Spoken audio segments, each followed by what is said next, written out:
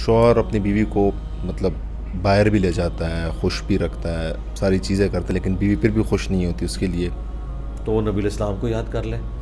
نبی الاسلام بھی اپنی بیویوں سے خوش کوئی نہیں تھے اس حوالے سے کہ انہوں نے ان کو تکلیفیں دی.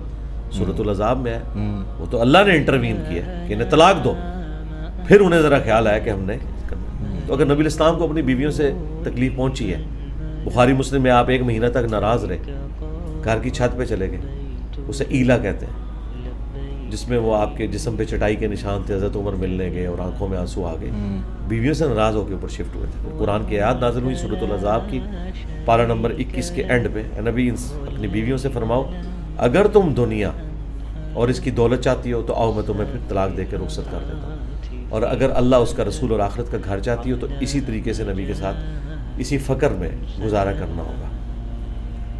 تو ان کی خوش نصیبی تھی کہ اللہ نے انہیں توفیق دے دی توبہ کی، اور انہوں نے اپنی اصلاح کر لی.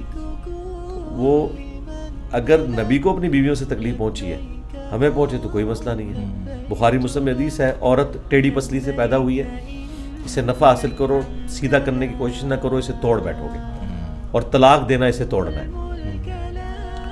بخاری میں حدیث ہے کہ میں اپنی وفات کے بعد تمہارے لیے سب سے بڑی آزمائش تمہاری بیویاں عورتیں چھوڑ کے جا رہا ہوں. مسلم شریف میں حدیث ہے کہ کوئی مرد اپنی عورت سے بغض نہ رکھے، بس کوشش کرے. مسلم شریف میں ایک اور حدیث ہے کہ دنیا برتنے کی جگہ ہے اور سب سے بہترین سرمایہ نیک بیوی ہے. تو آپ نے گیون سرکمسٹانسز میں اس طرح کے معاملات کو لے کے چلنا ہے.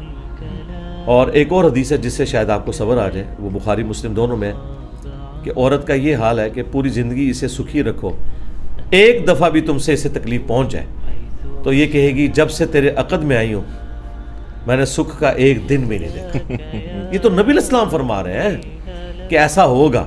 تو میرے خیال ہے جب بیوی ناراض ہو تو آپ کہا کریں صدق رسول اللہ، رسول اللہ نے سچ کہا تھا، اور اس کو انجوائے کیا کریں.